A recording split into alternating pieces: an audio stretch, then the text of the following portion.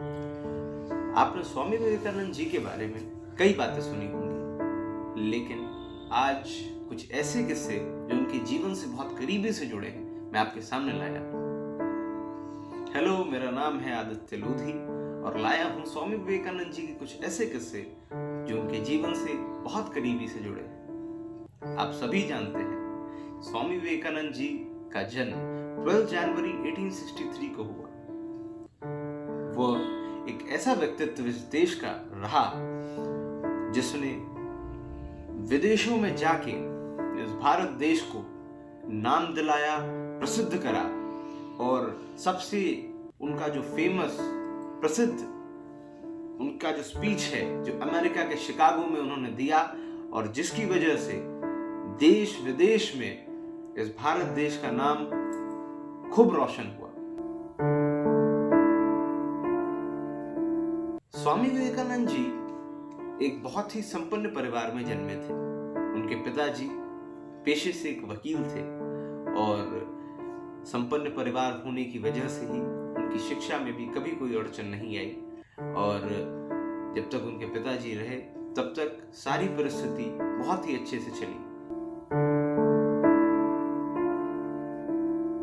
उनके पिताजी के देहांत के बाद उनके घर में काफी गरीबी रही और स्वामी जी के पिताजी के न रहने के बाद उनके घर में संपत्ति को लेके, खाने पीने को लेके, कई चीजों को लेके बहुत गरीबी रही।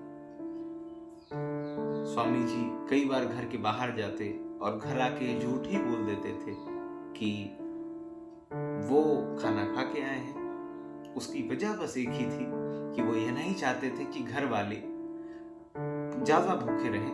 उनकी हिस्से की रोटी भी वो घर वालों को ही कह देते थे झूठ बोल के कि मेरा पेट भरा है। स्वामी विवेकानंद जी पढ़ाई में काफी रुचि रखते थे, इसलिए वो लाइब्रेरी से किताबें लाके पढ़ने का शौक रखते थे। स्वामी जी रोज एक नई किताब लाते, उसे रात भर पढ़ते और दूसरे दिन देने चले जाते। लेकिन यह करते करते उस लाइब्रेरियन को शक हुआ कि ये लड़का जो लेके जा रहा है, क्या ये सही में किताबों को पढ़ता है।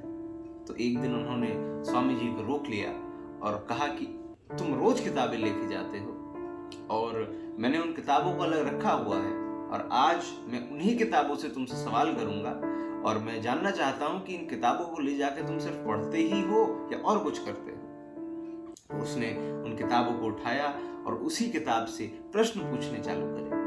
जब उसने प्रश्न पूछने चालू करे और स्वामी जी ने एक के बाद एक उसके जवाब देने चालू करे, लेकिन जब उसने उसके जवाब सुने और उसने यह देखा कि इस बच्चे की पढ़ाई में रुचि बहुत है, तो उसने लाइब्रेरी में स्वामी जी को कई छूट दी।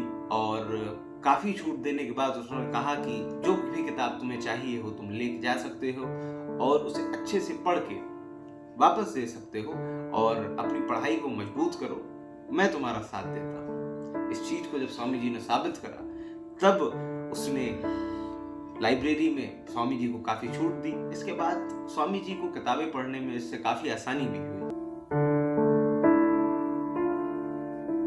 स्वामी जी कई बीमारियों से ग्रसित रहे, इसी वजह से वो अपने शरीर पे भी काफी ध्यान रखते थे। और इसी के साथ स्वामी जी ने जब अपने शरीर पे ध्यान रखते हुए बाकी चीजों को संभाला तो उन बीमारियों से उन्हें काफी आराम मिला। स्वामी जी नियमों के बहुत पक्के थे। उन्होंने कह रखा था कि उनके मठ में किसी भी स्त्री का आना अलाउड नहीं है। तो स्वामी जी की एक बार तबीयत काफी खराब थी, तो उन्हीं की एक सहयोगी ने उनकी माता जी को मठ में ले आए स्वामी जी को देखने और मिलने के लिए। लेकिन इस चीज को देख के स्वामी जी बहुत नाराज हुए। उन्होंने कहा, अगर मेरे घर वाले ही मेरे कहे हुए बताए हुए नियमों का पालन नहीं करेंगे तो मैं बाकियों को कैसे कहूंगा। इसी चीज को लेके वो काफी नाराज हुए और उन्होंने फिर से एक बार कहा कि अगर मैंने एक बार कह दिया कि मेरे बनाए हुए नियम सबके लिए बराबर हैं, एक समान है, तो उसे नहीं काटा जा सकता।